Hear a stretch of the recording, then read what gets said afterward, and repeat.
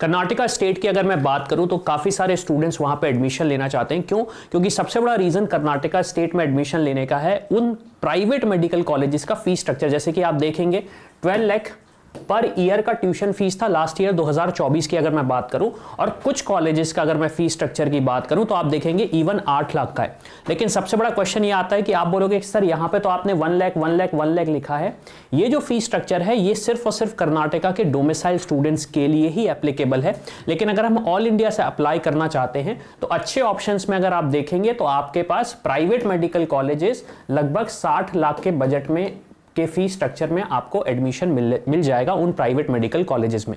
लेकिन सबसे इंपॉर्टेंट चीज कर्नाटका के साथ ये है कि आपको यहां पे सेपरेटली रजिस्ट्रेशन करना पड़ता है कर्नाटका अथॉरिटी के थ्रू, जिसके बाद आपका प्रोसेस होता है। अब रजिस्ट्रेशन कैसे करना है ये इस वीडियो में मैं डिस्कस करूंगा, आपको सारा प्रोसेस समझा देता हूं। एक सेपरेट वीडियो बनाएंगे स्टेप बाय स्टेप का, तो चैनल को सब्सक्राइब करके रखना, और इंस्टाग्राम पे भी हम इसकी इंफॉर्मेशन आपको देंगे तो वहां पे जाके भी फॉलो कर लेना। अब जब आपको रजिस्ट्रेशन करना है तो रजिस्ट्रेशन के लिए सबसे पहले आपको सही वेबसाइट पे आना पड़ेगा। सही वेबसाइट की जो URL है, मतलब जो URL है वो है cetonline.karnataka.gov.in। उस वेबसाइट को पहचानने का बड़ा सिंपल सा तरीका है, वेबसाइट जैसे ही खुलेगी सारी चीज आपको कन्नड़ लैंग्वेज में मिलेगी।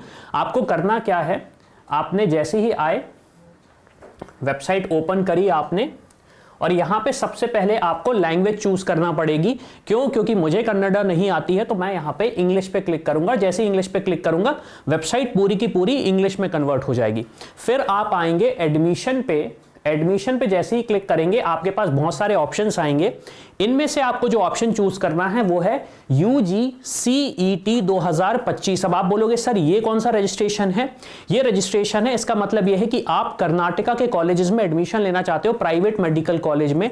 चाहे आप कर्नाटका के स्टूडेंट हो, चाहे आप ऑल इंडिया से अप्लाई करोगे, लेकिन आपको प्रोसेस तो यही फॉलो करना पड़ेगा।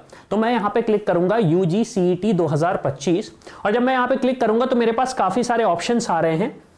अब देखिए सबसे पहले तो हम यहाँ पे नोटिफिकेशन पे जाएंगे, नोटिफिकेशन देख लेते हैं। तो नोटिफिकेशन में हालांकि अपडेट हो गया है, पहले तो वो उसमें आ रहा था कन्नड़ लैंग्वेज में आ रहा था। आप देखेंगे पूरा का पूरा मेंशन किया गया है प्रोसेस, कैसे कैसे सारी चीजें करना है। लेकिन ऑब्वियस सी बात है हम प्रोसेस देख लेते हैं। तो यहां से मैं ऐसे बंद कर दूंगा, बैक जाऊंगा। आपको करना यह है UGCET ऑनलाइन एप्लीकेशन लिंक 23 तारीख, मतलब जब मैं वीडियो शूट कर रहा हूं 23 जनवरी, आज से रजिस्ट्रेशन स्टार्ट हो गया है। और रजिस्ट्रेशन इसका मैं आपको वो भी बता देता हूं कब तक चलने वाला है। ओके, नोटिफिकेशन शायद उन्होंने चेंज कर दिया है। मैं एक बार अपडेट ले लेता हूं, क्योंकि जब मैंने उसे देखा था तो जिस तरीके से मेंशन था एडमिशन टू प्रोफेशनल कोर्सेज, हाँ देखिए यहाँ पे मेंशन है, डेट्स उन्होंने मेंशन करी थी वो मुझे दिख नहीं रही है यहाँ पे। हाँ देखिए ये डेट्स भी आ गई। आप देखेंगे ऑनलाइन रजिस्ट्रेशन का प्रोसेस स्टार्ट हो रहा है आपका 23 जनवरी से, मतलब आज से 11 बजे से स्टार्ट हो जाएगा। और चलना कब तक है? लास्ट डेट है आपकी 18 फरवरी। तो प्लीज पैनिक नहीं करो, आपको सारा का सारा प्रोसेस हम समझा देंगे, सारी प्रोसेस कर देंगे। वीडियो भी मैं आपके लिए बना के डाल दूंगा जहां से आपको सारी इंफॉर्मेशन मिल जाएगी। ठीक है, आपको उसके बाद फीस भी पे करनी है, तो फीस आप पे कर सकते हो 20 फरवरी तक। और उसके बाद जो एडमिशन टिकट है, हालांकि इसकी जरूरत हमें नहीं पड़ेगी, हमें सिर्फ ये फर्स्ट 3 स्टेप ही करने हैं। ऑब्वियस सी बात है रजिस्ट्रेशन, और हमें अपनी फीस पे करनी है, उसके बाद एक्स्ट्रा कोई एफर्ट्स हमें नहीं लगाने हैं। अब सर रजिस्ट्रेशन कैसे करना है? तो रजिस्ट्रेशन ऐसे करना पड़ेगा आपको। आप अगेन वेबसाइट पे आएंगे वापस, यहां पे आपको दिख रहा है UGCET 2025 ऑनलाइन एप्लीकेशन लिंक 23/1/2025। मैं इस पे जैसे ही क्लिक करूंगा मेरे पास एक पेज ओपन होगा।